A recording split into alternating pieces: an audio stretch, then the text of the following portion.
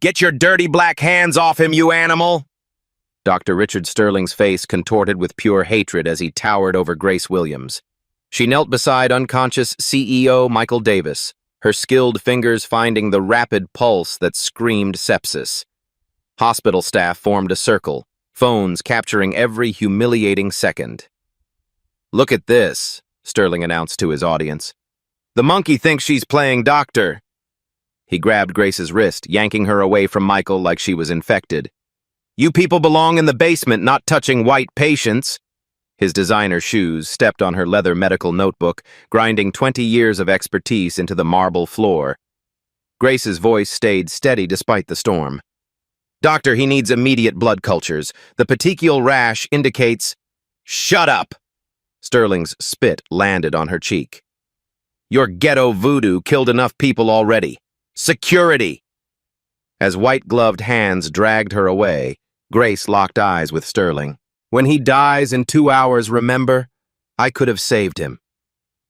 The crowd cheered Sterling's victory, but Grace's prophecy had already begun. 2 hours later, Michael Davis lay dying in the ICU, and Dr. Richard Sterling was starting to sweat. Grace pushed her cleaning cart through the hospital corridors, her movements mechanical while her mind raced. Every instinct screamed that Michael's collapse wasn't random. She'd seen this pattern before, the sudden onset, the specific rash, the way his body had fought against itself. "Grace, you okay?" Maria Santos, her young cleaning partner, whispered as they passed the nurse's station. "Everyone's talking about what happened upstairs." Grace's jaw tightened. She'd endured worse than Sterling's public humiliation, but the echo of monkey still burned in her chest. "I'm fine, mija. Just focused on work." But work meant more than mopping floors.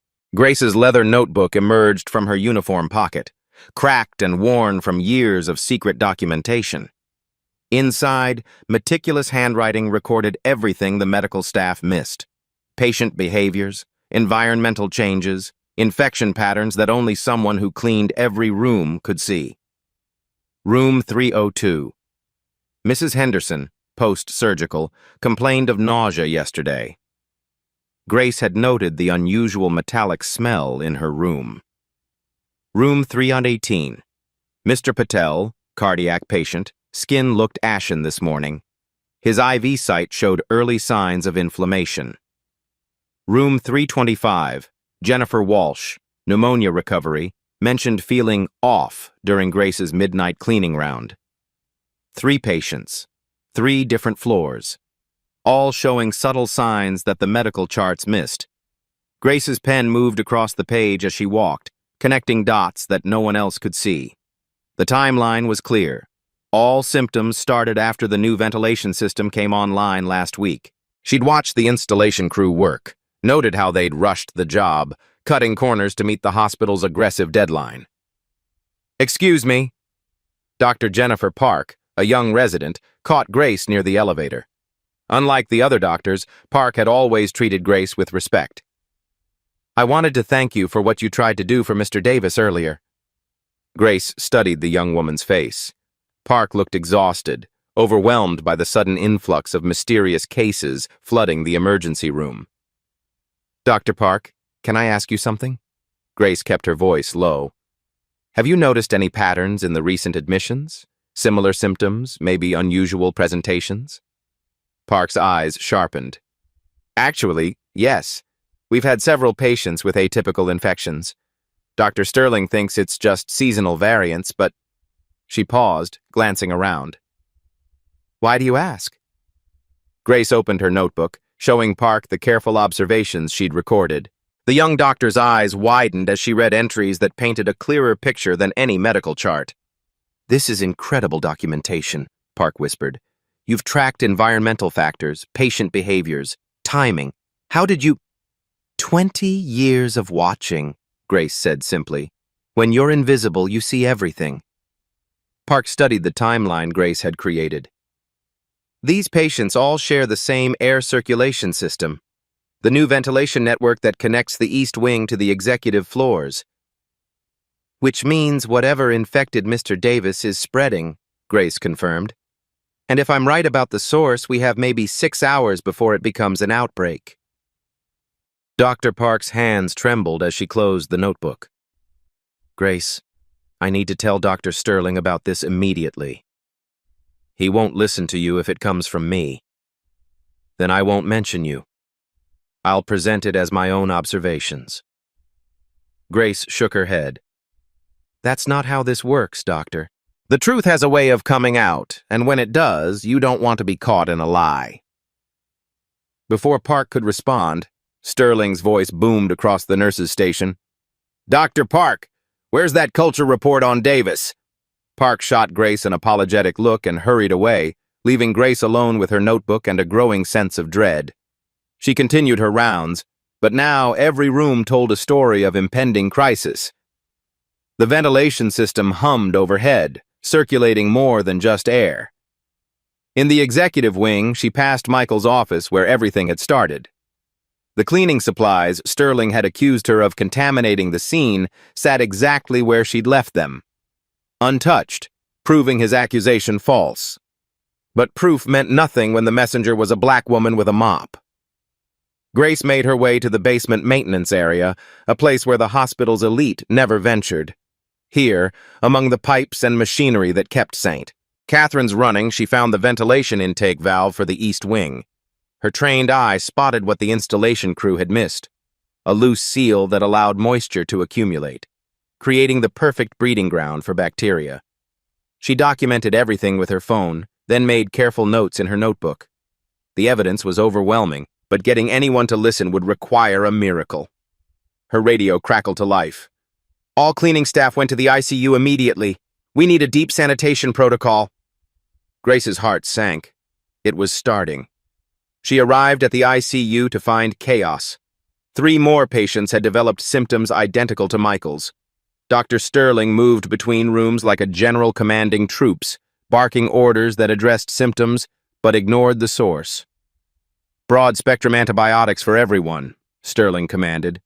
I want cultures on everything, blood, urine, sputum, and get environmental services up here to sterilize every surface. Grace stepped forward, her notebook clutched tight. Dr. Sterling, I may have information about the source of these infections. The entire medical team turned to stare. Sterling's face cycled through surprise, anger, and finally contempt. Did someone forget to escort this woman off hospital property? Sterling's voice carried through the ICU like a slap. I thought I made it clear that janitors don't practice medicine in my hospital. Please, just look at the pattern. The only pattern I see is your persistent inability to know your place. Sterling stepped closer, his voice dropping to a menacing whisper. You people need to understand that cleaning toilets doesn't qualify you to play doctor. Your ghetto education ended when you lost your license. The words hit Grace like physical blows, but she stood her ground. Dr. Sterling, people are going to die if you don't listen. People are going to die if I waste time on your witch doctor theories.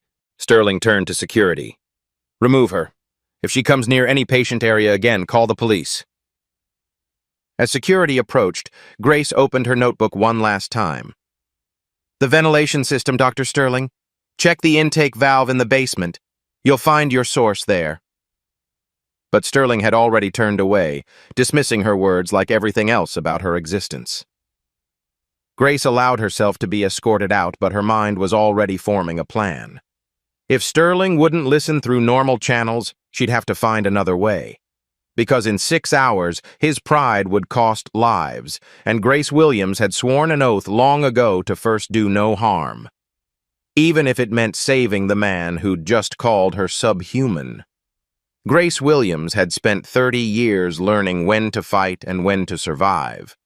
Tonight, survival meant fighting. She waited in the hospital's main conference room at 6 a.m., her cleaning uniform pressed, her leather notebook centered on the polished mahogany table like evidence in a trial. Through the floor-to-ceiling windows, Manhattan awakened to another day, unaware that St. Catherine's Medical Center was hours away from a medical catastrophe. Dr. Richard Sterling entered with the arrogance of a man who'd never been proven wrong. His Italian leather shoes clicked against marble as he approached the table, his face already twisted with irritation.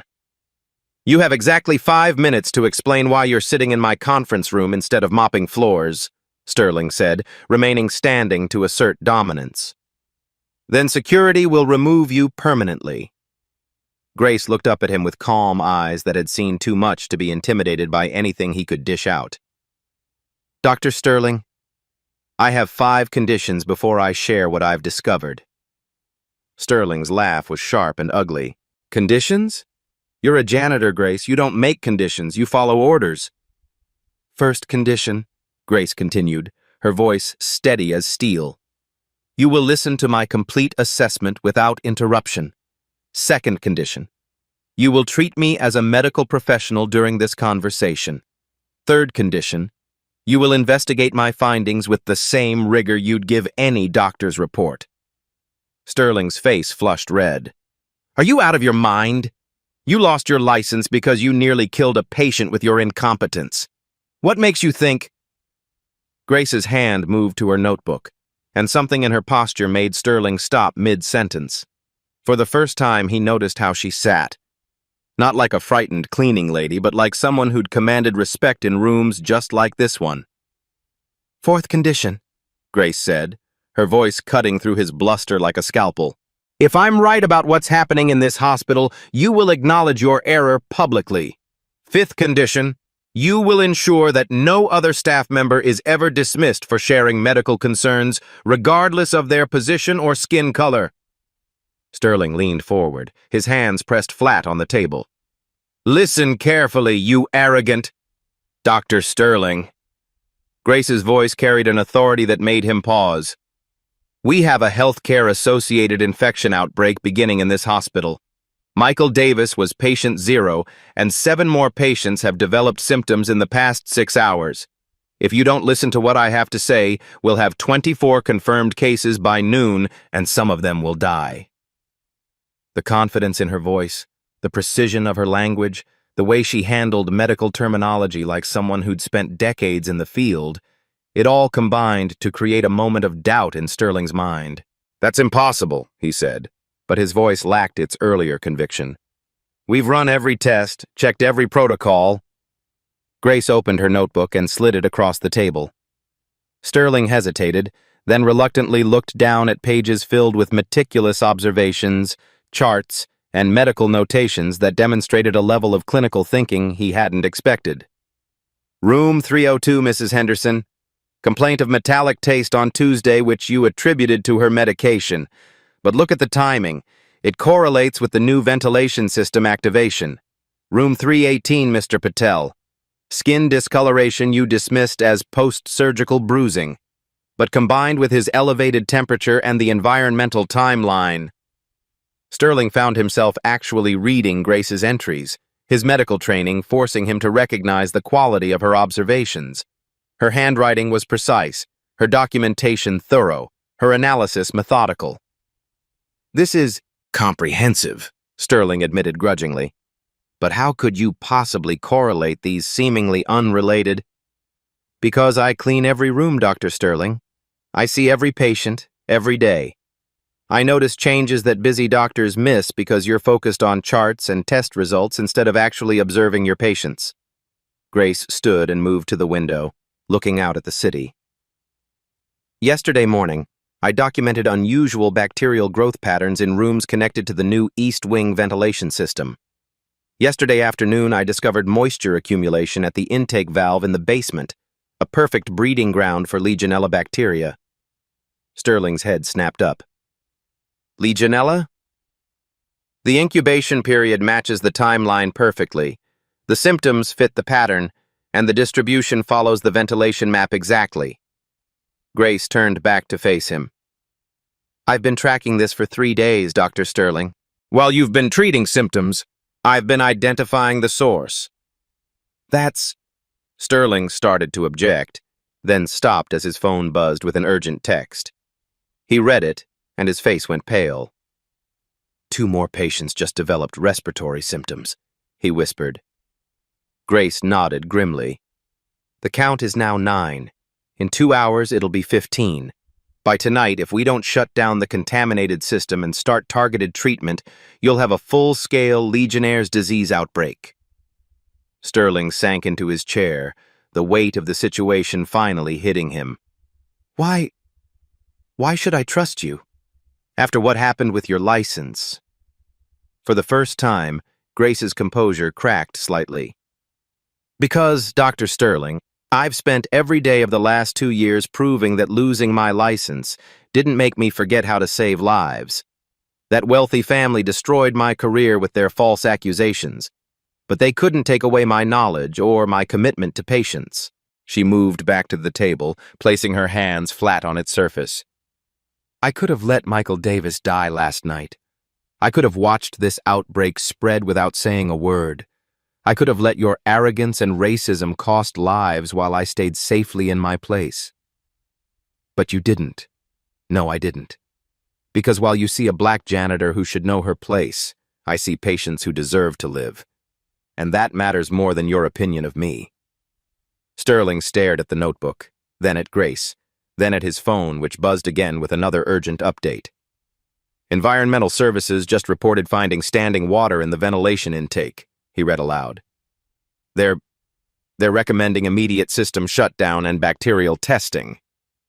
Grace's expression didn't change. "The maintenance request form was filed under my employee ID 3 hours ago. I also submitted water samples to the lab for Legionella testing. The results should be available within the hour." Sterling looked up at her with something approaching respect. "You've been building your case." "I've been doing my job, Dr. Sterling. The job I was trained for.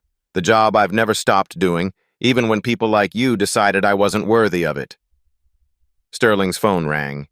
He answered with shaking hands, listened for 30 seconds, then hung up. "The lab confirmed Legionella pneumophila in your water samples," he said quietly. "The concentration levels are significant." Grace nodded. "Then you know what needs to happen next. Full system shutdown, contact isolation for affected patients, targeted antibiotic therapy, and immediate notification of the CDC." "The board will want answers," Sterling said, almost to himself. "Then you better have them ready," Grace replied. "Because, Dr. Sterling, we're about to find out whether your pride is more important than your patients' lives." Sterling looked at the notebook one more time, then at the woman who'd written it. For 30 years, he'd dismissed people like Grace as insignificant. Now one of them was offering to save his career and his patients' lives. "What do you need from me?" he asked quietly. Grace Williams smiled for the first time in days. "Just listen, Dr. Sterling, and maybe learn that wisdom doesn't always come with the credentials you expect." The transformation began in the hospital's basement, where Dr. Richard Sterling found himself following Grace Williams through maintenance corridors he'd never seen in 20 years of working at St. Catherine's. "The intake valve is here," Grace said, pointing to a junction where the new ventilation system connected to the hospital's main air circulation. Sterling crouched beside her, his pristine white coat contrasting sharply with the industrial setting. "I can see the moisture damage," he admitted, his voice carrying none of yesterday's arrogance. "The sealant wasn't properly applied." Grace opened her notebook, showing him detailed sketches she'd made of the faulty installation. "The contractors rushed the job to meet the hospital's deadline. I documented 17 safety violations during the installation process, but maintenance reports go through administration, not medical staff." Sterling studied her precise drawings, noting how she'd recorded measurements, timestamps, and even weather conditions that could affect bacterial growth. "Your documentation is more thorough than most medical students' case studies." "Experience teaches you to be thorough," Grace replied quietly. "When you're invisible, you learn to make your observations count." They worked together for the next hour, Sterling asking questions while Grace explained the environmental factors she'd tracked. Gradually, their conversation shifted from suspicion to professional collaboration. "Dr. Sterling," Grace said as they examined water samples under her portable microscope, a tool she'd purchased with her own cleaning wages. "Can I ask you something?" He looked up from the bacterial culture they were preparing. What? Why medicine? What made you want to be a doctor? Sterling paused, his hands stilling. My younger brother died of pneumonia when we were kids. The local doctor dismissed his symptoms as just a cold, until it was too late. He met her eyes. I swore I'd never let anyone die because a doctor wasn't paying attention. Grace nodded slowly. And yet yesterday, you almost did exactly that. The words hit Sterling like a physical blow. I know. Michael Davis is alive because I forced you to listen, Grace continued. But how many other patients have suffered because their concerns were dismissed by someone who thought they knew better? Sterling's voice was barely a whisper. Too many. They were interrupted by Dr. Jennifer Park, who appeared at the bottom of the maintenance stairs looking frazzled and exhausted. Dr. Sterling, we need you upstairs immediately. 3 more patients have developed symptoms and... She stopped when she saw Grace. Oh, I didn't know you were working together. We are now, Sterling said, surprising himself with the conviction in his voice. Grace, Dr. Park has been tracking the clinical progression. Park Grace has identified the source and containment protocol. Dr. Park's eyes widened as Grace opened her notebook and began explaining the environmental timeline. Within minutes, Park was asking technical questions that Grace answered with the precision of someone who'd spent years studying infectious disease patterns. This is extraordinary, Park said, reading Grace's bacterial analysis. You've basically conducted a complete epidemiological investigation. Where did you learn to do this? 20 years of watching patients and reading medical journals during my breaks, Grace replied. When you lose your license, you don't lose your curiosity. Park looked between Grace and Sterling. We need to present this to the full medical team immediately. Grace, you should be the one to brief them. Sterling's jaw tightened. The medical staff won't be receptive to hearing from Grace. Then they need to learn to be, Park said firmly. Because right now she's the only one who understands what's happening. Grace shook her head. Dr. Park, I appreciate your support, but Dr. Sterling is right. Yesterday proved how the medical staff sees me. Let's focus on saving lives first, politics later. They made their way back to the main hospital, where the ICU had been converted into an isolation ward. Grace watched Sterling work with his team, noting how he'd quietly incorporated her recommendations into his treatment protocols without crediting her directly. Start all patients on azithromycin, Sterling ordered, and I want respiratory therapists monitoring oxygen levels every 15 minutes. Should we notify the CDC? Asked Dr. Martinez, the chief resident. Sterling glanced at Grace, who gave him an almost imperceptible nod. Already done. They're sending a team to investigate the environmental source. As the medical team dispersed, Grace continued her cleaning rounds, but now her work had taken on new meaning. She wasn't just maintaining hygiene, she was conducting ongoing surveillance, watching for signs that the outbreak was contained. Maria Santos found her in the supply closet, restocking disinfectant bottles with methodical precision. Grace, is it true what they're saying? That you're the one who figured out what's making everyone sick? Grace looked at the young woman who'd become like a daughter to her over the past year. Maria worked double shifts to support her family, never complaining, always learning. We all figured it out together, mija. Dr. Sterling, Dr. Park, the lab technicians. Medicine is a team effort. But you saw it first, Maria insisted. The nurses are talking. They say you've been tracking this for days while the doctors missed it completely. Grace paused in her restocking. Maria, what matters isn't who saw it first. What matters is that patients are getting better. It matters to me, Maria said quietly. Every night I watch you read those medical journals on your break. I see how you check on patients, how you notice things others miss. You're not just a cleaning lady, Grace. You never were. Grace felt her throat tighten with unexpected emotion. Thank you for seeing me, Maria. I want to learn from you. Really learn. Could you teach me some of what you know? Grace smiled and handed Maria a spare notebook from her supply cart. Observation starts with caring enough to really look. Tonight, I'll show you how to track patient patterns, environmental factors, things that matter for their recovery. In room 302, Mrs. Henderson was sitting up in bed, color returning to her cheeks. Grace, she called out weakly. Dr. Sterling said you're the one who figured out what was making everyone sick. Grace paused in her mopping. In all her years of cleaning, patients rarely acknowledged her presence, let alone spoke to her directly. I just noticed some patterns, Mrs. Henderson. The doctors did the real work. Nonsense, Mrs. Henderson said firmly. My daughter's a nurse in Chicago. She says the best diagnosticians are the people who spend time actually observing patients, not just reading charts.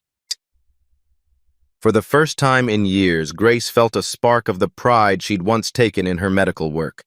In the next room, Mr. Patel was awake and breathing easier. When he saw Grace, he struggled to sit up straighter. The nurse told me you saved my life, he said in accented English. Thank you. Grace blinked back tears. Mr. Patel, just focus on getting better. My family, they don't trust hospitals. Too many bad experiences. But you... He searched for words. You cared when nobody was watching. That matters. Later that evening, Grace found Dr. Sterling in his office, staring at her notebook which he'd been studying for hours. I owe you an apology, he said without looking up. Grace took a seat across from his desk, the first time she'd ever sat in his presence rather than standing submissively. Dr. Sterling, what you owe me is the assurance that this never happens again to anyone else. I've been thinking about that, Sterling said. Your documentation methodology, your environmental surveillance techniques, they could revolutionize how we approach infection control. Grace remained quiet, letting him work through his thoughts. I want to create a position, Sterling continued. Director of Environmental Health and Safety. Someone who bridges the gap between facilities management and medical care, who can see patterns that traditional clinical staff might miss. That sounds like an important role, Grace said carefully. I want to offer it to you. Grace leaned back in her chair, studying Sterling's face. Dr. Sterling, 24 hours ago, you called me a monkey and accused me of practicing voodoo medicine. What's changed? Sterling winced at her words. You saved lives. You saved my career. You saved this hospital's reputation. And you did it all after I treated you with unconscionable cruelty. The answer isn't just giving me a job, Dr. Sterling. The answer is changing how this institution treats people who don't look like you, who don't have credentials you recognize, who see medicine differently than you do. Sterling nodded slowly. You're right. And I want to learn how to do that. Grace opened her notebook one last time, showing him a page he hadn't seen before.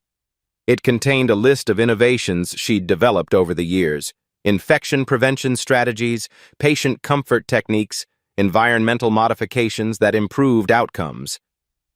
This is 2 years' worth of ideas I never shared because no one would listen to a janitor, Grace said. But if you're serious about change, I have a lot to offer. Sterling studied the page, his eyes widening as he read her proposals. These are brilliant. Why didn't you ever submit them through proper channels? Grace's smile was sad. Dr. Sterling, I'm a black woman with a cleaning cart. There are no proper channels for people like me. There will be now, Sterling said quietly. Grace closed her notebook and stood to leave.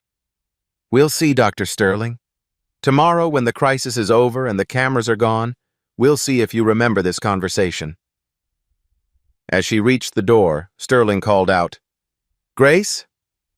She turned back. Thank you. For saving Michael, for saving all of them, and for showing me what I'd become.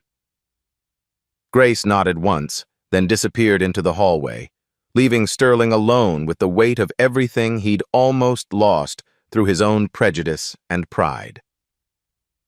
The media storm hit St. Catherine's Medical Center like a Category 5 hurricane at 7 a.m. on Thursday morning. Grace Williams watched from the basement maintenance office as news vans lined up outside the hospital's main entrance, their satellite dishes reaching toward a gray Manhattan sky. Channel 7's lead health reporter stood before the camera, her voice carrying through the hospital's open windows. This is Sarah Carter reporting live from St. Catherine's Medical Center, where sources confirm a Legionnaire's disease outbreak has infected at least 12 patients, including CEO Michael Davis. Hospital administration has yet to comment on reports that the outbreak could have been prevented. Grace's radio crackled to life. All environmental services staff went to the main conference room immediately. She found Maria Santos and the rest of the cleaning crew huddled together like sheep awaiting slaughter. Robert Mitchell, the hospital's chief administrator, paced before them with the predatory energy of a man looking for someone to blame. "Ladies and gentlemen," Mitchell began, his voice sharp enough to cut glass, "this hospital is facing the worst crisis in its 150-year history. The CDC is sending investigators. The state health department is threatening to suspend our license, and the media is painting us as incompetent." He stopped pacing and faced the group directly. "I need to know if any of you observed anything unusual during the ventilation system installation last week. Any safety violations? Any concerns that weren't reported through proper channels?" Grace felt every eye in the room turn toward her. Word had spread through the hospital's informal network. The custodial staff who cleaned every room, the kitchen workers who delivered every meal, the maintenance crew who fixed every problem. They all knew she'd identified the outbreak source. "Sir," Maria Santos spoke up, her voice trembling. "Grace Williams documented several issues during the installation, but—" "Ms. Williams," Mitchell's eyes locked onto Grace with laser focus. "Step forward." Grace moved to the front of the room, her leather notebook clutched against her chest. Mitchell's smile was cold as winter.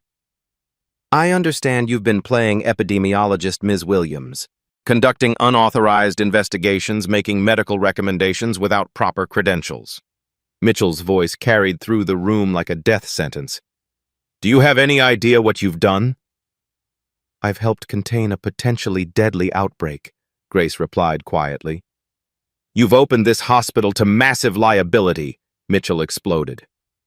"Your unauthorized activities, your unlicensed medical practice, do you understand that every lawyer in the city is going to use your involvement to prove we're negligent?" The conference room door burst open, and 3 men in expensive suits strode in with the confidence of sharks smelling blood. The lead attorney, a silver-haired man with dead eyes, immediately focused on Grace. "Robert Mitchell? I'm James Whitmore from Crenshaw, Baldwin & Associates, representing Venttech Industries. We understand one of your employees has been making accusations about our client's equipment." Grace felt the walls closing in as Whitmore approached her. "Ms. Williams, isn't it? I have some questions about your qualifications to assess commercial ventilation systems." "I documented what I observed," Grace said steadily. "Ah, yes, your observations." Whitmore's smile was predatory. "Tell me, Ms. Williams, when you lost your nursing license 2 years ago for patient endangerment, did you also lose your understanding of the legal consequences of practicing medicine without a license?" The words hit Grace like physical blows. Around the room, her colleagues shifted uncomfortably, some avoiding her eyes entirely. "The patient endangerment charges were false," Grace said, her voice stronger than she felt. "Were they?" Whitmore opened a thick file folder. "According to court records, you administered an unauthorized medication that nearly killed an elderly patient. The family's testimony described gross negligence and racial bias in your treatment decisions." Grace's hands trembled with rage. "That family lied to cover their own malpractice. They gave their father medications that interacted with his prescribed treatment, then blamed me when he had complications. And yet the state medical board found sufficient evidence to revoke your license permanently," Whitmore continued relentlessly. "Now you're working as a janitor, and somehow you've convinced this hospital that your observations are medically relevant. Mitchell stepped forward, his face flushed with anger. Ms. Williams, effective immediately, you're suspended pending investigation. Security will escort you from the premises. Wait. Dr. Sterling's voice cut through the room like a blade as he entered with Dr. Park and Detective Johnson. Mr. Mitchell, Ms. Williams are under the protection of an ongoing federal investigation. Detective Johnson stepped forward, his badge clearly visible. I'm Detective Marcus Johnson, NYPD Health Crimes Division, Ms. Williams has been working with our department and the CDC to investigate potential criminal negligence in the installation of this hospital's ventilation system. Whitmore's confidence faltered slightly. Detective, surely you understand that this woman has no medical credentials. What I understand, Johnson interrupted, is that Ms. Williams' documentation has provided crucial evidence in what may become a criminal case. Her observations have been corroborated by environmental testing, and her medical analysis has been reviewed and validated by multiple physicians. Grace watched the power dynamics in the room shift as Johnson continued. Furthermore, any attempt to intimidate or retaliate against Ms. Williams could be construed as obstruction of justice. Mitchell's face went pale. Detective Johnson, surely you can understand our position. This hospital's reputation will be determined by how you handle this crisis, not by scapegoating the person who identified it, Sterling interjected. He moved to stand beside Grace, a gesture that didn't go unnoticed by anyone in the room. Whitmore regrouped quickly. Dr. Sterling, while we appreciate law enforcement's interest, the fact remains that Ventec Industries followed all installation protocols. Any suggestion that our equipment caused this outbreak is purely speculative. Actually, Dr. Park spoke up, producing a tablet with test results. The CDC's preliminary findings confirm Legionella bacteria in the ventilation intake, exactly where Ms. Williams predicted we'd find it. The bacterial strain matches samples from all affected patients. Which proves nothing about our installation procedures, Whitmore shot back. Ms. Williams could have contaminated those samples herself. The accusation hung in the air like poison gas. Grace felt the familiar weight of being presumed guilty until proven innocent, of having her integrity questioned because of who she was rather than what she'd done. That's enough. Detective Johnson's voice carried the authority of 20 years in law enforcement. Mr. Whitmore, I suggest you advise your client to cooperate fully with this investigation. Accusations against Ms. Williams without evidence could constitute defamation. Mitchell looked between the lawyers, the detective, and the doctors, clearly calculating his next move. Dr. Sterling, regardless of the investigation, we need to consider the hospital's liability exposure. Ms. Williams' involvement complicates our position significantly. Our position, Sterling said firmly, is that we identified and contained a dangerous outbreak through the collaborative efforts of our entire team. Ms. Williams' contributions were essential to that success. Grace felt a surge of gratitude toward Sterling, but she also recognized the precarious nature of her situation. In the span of 24 hours, she'd gone from invisible janitor to key witness in a federal investigation, a position that made her both valuable and vulnerable. Gentlemen, she said, her voice cutting through the legal posturing. While you're debating liability and credentials, patients are still fighting for their lives upstairs. Michael Davis is stable but not out of danger. Mrs. Henderson is showing improvement but needs continued monitoring. Mr. Patel's respiratory function is still compromised. She looked around the room, meeting each person's eyes in turn. You can question my credentials, threaten my job, or try to discredit my observations. But the bacteria doesn't care about any of that. The outbreak is real, the source has been identified, and the treatment protocol is working. Grace opened her notebook one last time, showing the room her latest entries. I documented 3 more potential cases this morning. Patients showing early symptoms that fit the pattern. If you want to spend time fighting over who gets blamed, that's your choice. But I'll be upstairs watching patients and taking notes, because that's what needs to be done. She closed the notebook and faced Mitchell directly. You can suspend me if you want, Mr. Mitchell, but you can't suspend the truth. As Grace turned to leave, Detective Johnson called out, "Ms. Williams, I'll need you available for further questioning as this investigation develops."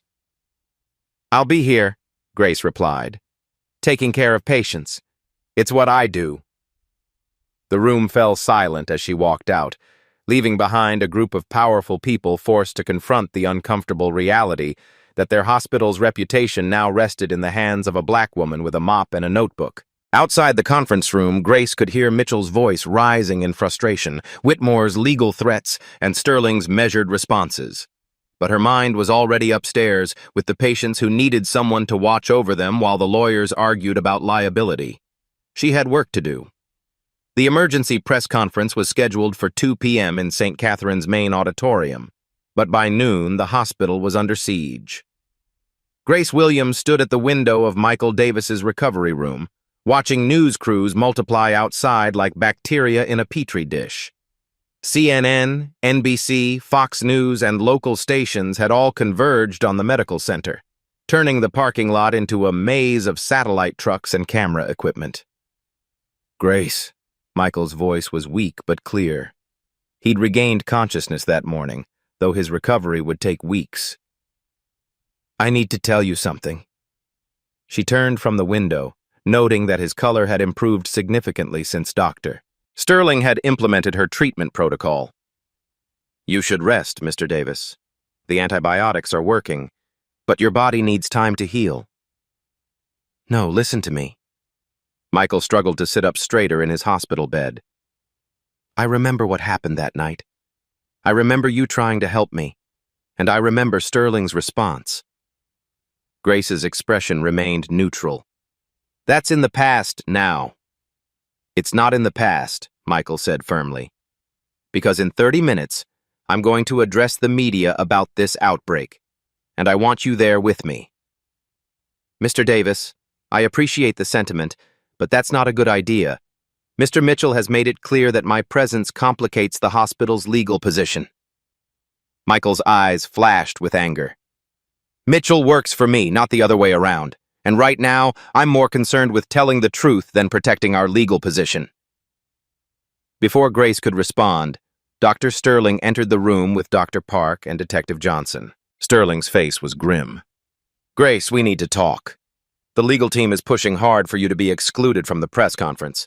They're arguing that your involvement opens the hospital to liability claims." "They're scared," Detective Johnson added bluntly. "Ventec's lawyers are threatening massive lawsuits if the hospital publicly blames their equipment. They want you silenced." Grace looked between the three people who had become her unlikely allies. "Then maybe I should step back. This isn't worth destroying the hospital's reputation." "The hell it isn't," Michael Davis said from his hospital bed. "Grace, this hospital's reputation was built on the idea that we provide the best medical care available. If we can't acknowledge when a member of our team, any member of our team, saves lives, then we don't deserve our reputation." Sterling moved closer to Grace, his voice quiet but intense. "I've been thinking about yesterday morning, about what I said to you, about how I treated you." Grace remained silent, letting him work through whatever he needed to say. "I called you an animal," Sterling continued, his voice heavy with shame. "I dismissed your expertise because of the color of your skin and your job title. I nearly let patients die because my prejudice was stronger than my medical judgment." "Dr. Sterling—" "Let me finish," he interrupted. "For 30 years, I've prided myself on being a good doctor. But yesterday, you showed me that being a good doctor means listening to wisdom wherever it comes from. And today, I'm going to make sure everyone knows that." Dr. Park stepped forward. "Grace, the CDC preliminary report credits your early detection with preventing what could have been a citywide outbreak. Your documentation methodology is already being studied as a model for environmental health surveillance." Detective Johnson nodded.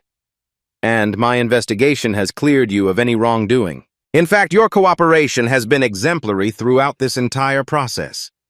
Grace felt overwhelmed by the support, but also wary of the public attention it would bring. "I'm not comfortable being in the spotlight. I just want to do my job."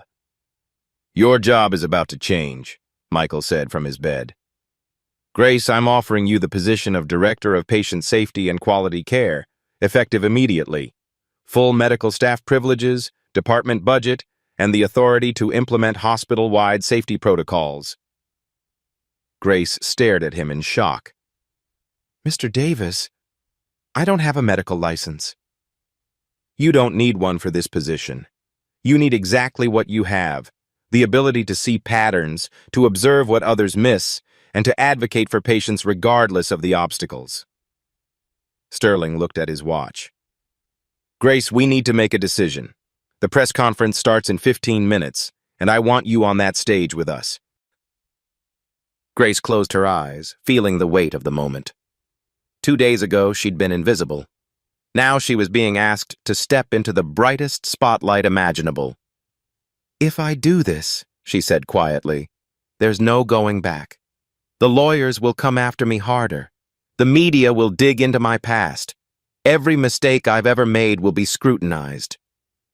Let them come, Michael said firmly. We'll face it together. Grace opened her leather notebook one final time, looking at pages filled with observations, insights, and careful documentation. This book had been her lifeline for 2 years, proof that she hadn't stopped being a healer just because she'd lost her license. All right, she said finally, but we do this my way. We tell the truth, all of it, about the outbreak, about the investigation, and about what really happened that night.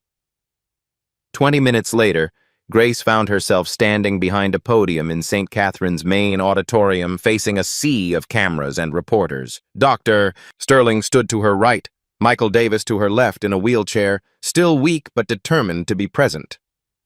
Ladies and gentlemen, Sterling began, I want to introduce you to Grace Williams, whose expertise and dedication prevented what could have been a catastrophic public health crisis.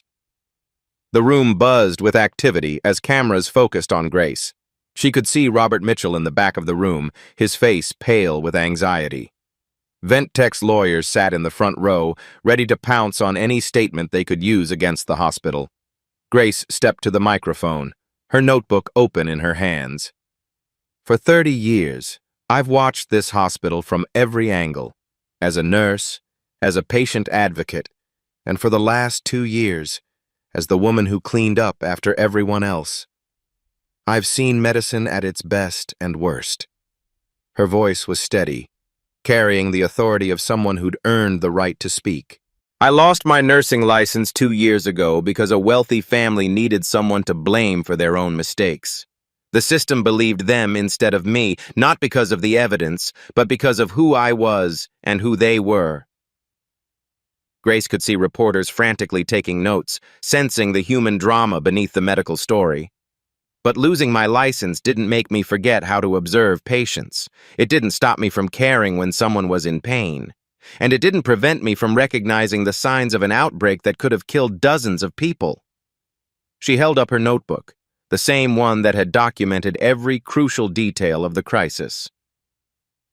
This book contains 20 years of observations, patterns that busy doctors missed, environmental factors that traditional medical charts don't track, patient behaviors that reveal more than blood tests sometimes can.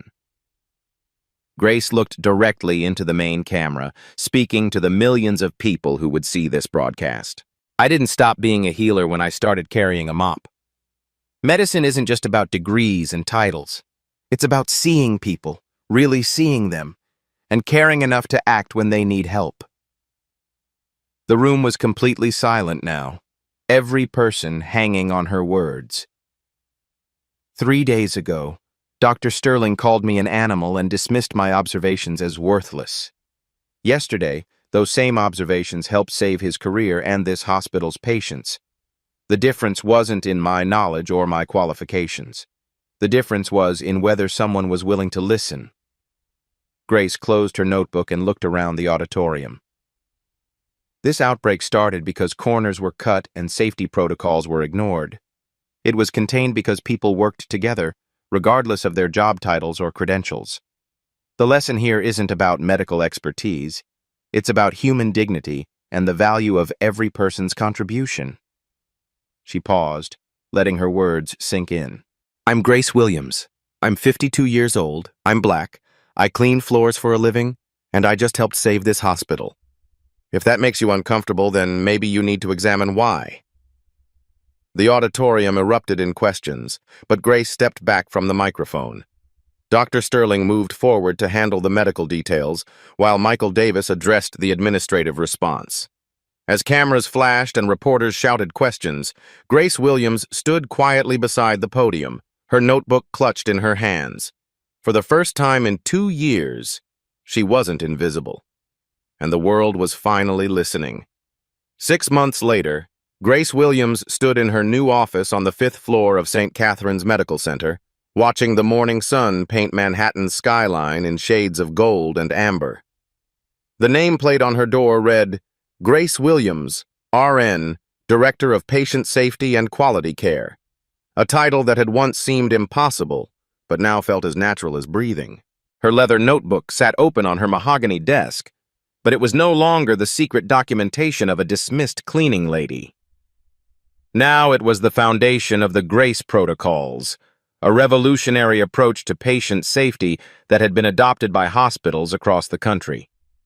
The same observations that had once been ignored were now required reading for medical students at Columbia, NYU, and Mount Sinai. A soft knock interrupted her thoughts. Maria Santos entered, no longer wearing a cleaning uniform, but dressed in navy blue scrubs with Patient Safety Coordinator embroidered above her pocket. Grace, the morning briefing is ready, Maria said, her voice carrying a confidence that hadn't existed 6 months ago. We have 3 new environmental observations from the night shift, and Dr. Park wants to review the infection prevention protocols for the new cardiac wing. Grace smiled at the young woman who had become her first protégé. How are the new team members adjusting to the documentation requirements? Better than expected, Maria replied, consulting her tablet. The maintenance staff love having their observations taken seriously. Yesterday, Carlos identified a potential water contamination issue in the pediatric wing that could have caused problems if it had gone unnoticed. And the medical staff? Maria's grin was infectious. Dr. Martinez told me yesterday that he's learned more about patient observation in the past 6 months than in all of medical school.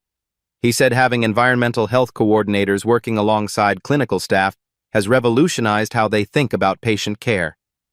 Grace stood and walked to the window, looking down at the hospital's entrance where patients and families moved in and out with purpose and hope. No longer did she see these hallways as places where she was invisible.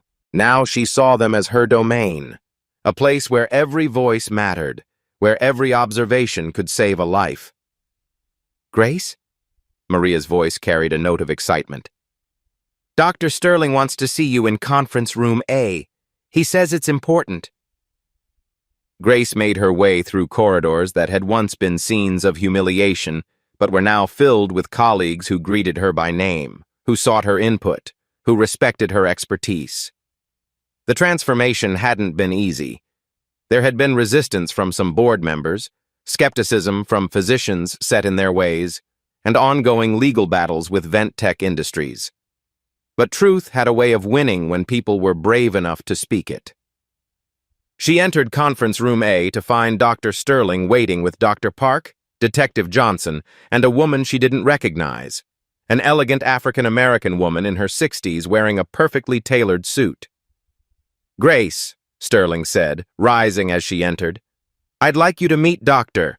Vivian Carter, Chief Medical Officer at Mount Sinai Hospital. Dr. Carter extended her hand with a warm smile. Ms. Williams, it's an honor to meet you.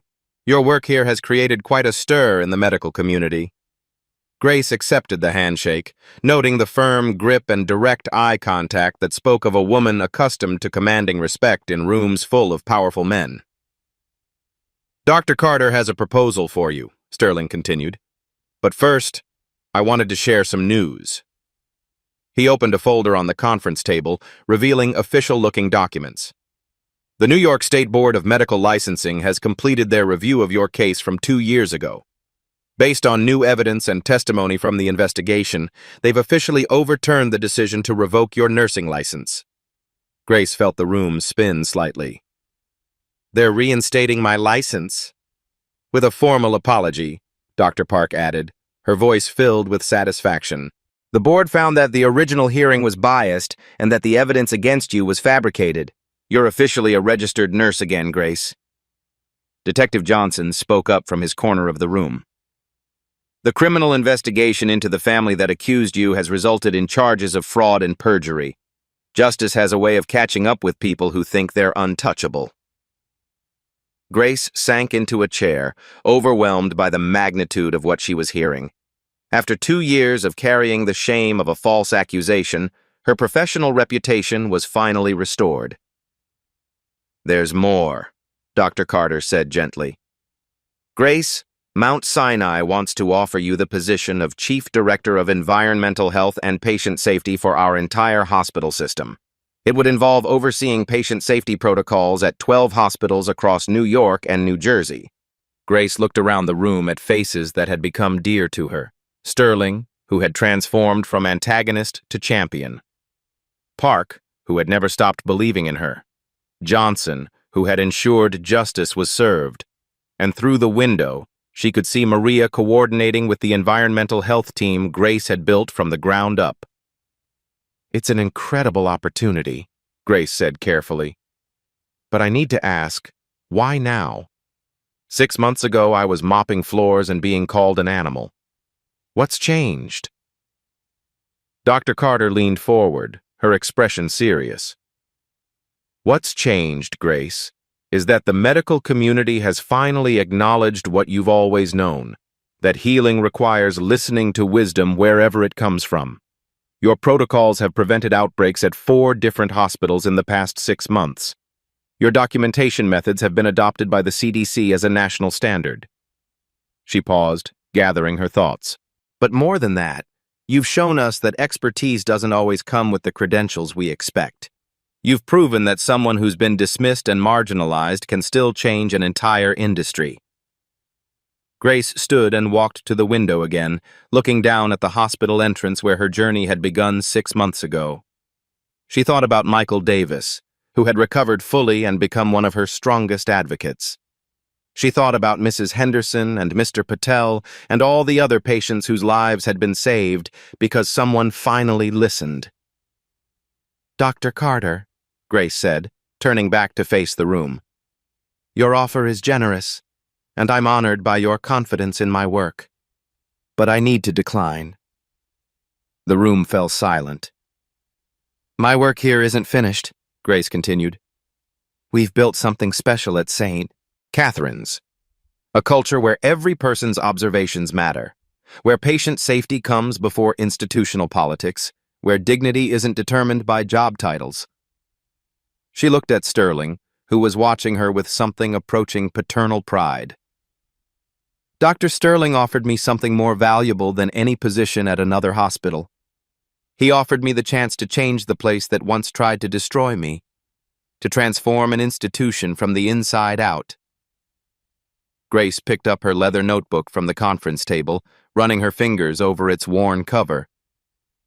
This book started as the secret observations of a woman who'd been made invisible.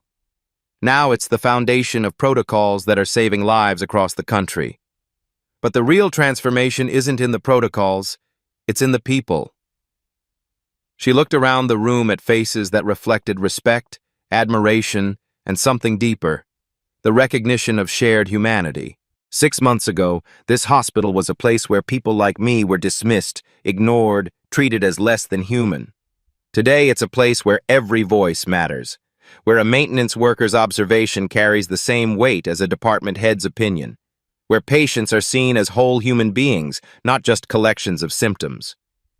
Grace opened her notebook to a page she'd written just that morning. I've been documenting our progress, and the results speak for themselves. 0 healthcare-associated infections in 6 months. Patient satisfaction scores at an all-time high. Staff turnover down 60%. Most importantly, we've created a culture of respect that extends far beyond medical care. Dr. Carter nodded slowly. I understand your decision, Grace, and I respect it, but the offer stands if you ever change your mind. Thank you, Grace replied, but I found my calling here. After the meeting ended and the visitors had left, Grace found herself alone with Dr. Sterling in the conference room where she'd once laid out her 5 conditions for sharing her knowledge. Any regrets? Sterling asked quietly. Grace considered the question. About staying? No. About the journey that brought us here? That's more complicated. She looked at the man who had once called her subhuman and now championed her work throughout the medical community. Dr. Sterling, can I ask you something? Of course. What would have happened if Michael Davis had died that night? If the outbreak had spread and people had died because you refused to listen to me? Sterling was quiet for a long moment, his face reflecting the weight of the question. I would have destroyed lives through my arrogance and prejudice, he said finally. I would have proven that degrees and credentials mean nothing without wisdom and humility. And now? Now I spend every day trying to be worthy of the second chance you gave me, to be the kind of doctor who listens instead of dismisses, who leads with compassion instead of ego. Grace smiled and stood to leave. That's all any of us can do, Dr. Sterling. Learn from our mistakes and try to do better. As she reached the door, Sterling called out, Grace? She turned back. Thank you for saving Michael. For saving this hospital, for saving me from becoming someone I couldn't live with. Grace nodded once and stepped into the hallway, where Maria was waiting with the afternoon patient safety reports. Ready for rounds? Maria asked, falling into step beside her mentor. Always, Grace replied, opening her notebook to a fresh page. Together, they walked through the halls of St. Catherine's Medical Center, past patients and families, doctors and nurses, maintenance workers and administrators. In this place that had once tried to make Grace invisible, she was now the beating heart of an institution transformed. Her leather notebook was no longer a secret. Her observations were no longer dismissed. Her voice was no longer silenced. Grace Williams had found her way home. As the afternoon sun streamed through the hospital's windows, casting long shadows across the marble floors she had once cleaned in darkness, Grace Williams continued her rounds. She watched, she listened, she documented, and she cared, because that's what healers do. And Grace Williams had never stopped being a healer. She had just learned to heal in ways she never expected, not just individual patients, but entire institutions, broken systems, and wounded souls who had forgotten that every person deserves dignity, respect, and the chance to be heard. In her notebook that evening, Grace wrote, Day 183 post-implementation. Culture change is measurable not just in infection rates and patient satisfaction, but in the sound of laughter in hallways that once echoed with fear. In maintenance workers who speak up about safety concerns without hesitation. In doctors who ask questions instead of assuming they have all the answers. In the knowledge that wisdom can come from anywhere, and healing happens when we learn to see each other as fully human. She closed the notebook and smiled. Tomorrow would bring new challenges, new observations, new opportunities to prove that justice served with dignity and grace could transform the world, one person at a time. In her notebook that evening, Grace wrote, Day 183 post-implementation. Culture change is measurable not just in infection rates and patient satisfaction, but in the sound of laughter in hallways that once echoed with fear. In maintenance workers who speak up about safety concerns without hesitation. In doctors who ask questions instead of assuming they have all the answers. In the knowledge that wisdom can come from anywhere, and healing happens when we learn to see each other as fully human. She closed the notebook and smiled. Tomorrow would bring new challenges, new observations, new opportunities to prove that justice served with dignity and grace could transform the world, one person at a time. Grace Williams proved that wisdom doesn't always come with the credentials we expect. Today, really see someone who's usually invisible, and listen to their story. Hit like if this moved you, subscribe for more incredible true stories, and remember, every person deserves dignity, regardless of their job title. Justice for Grace. Every voice matters, because the next Grace Williams might be right in front of you.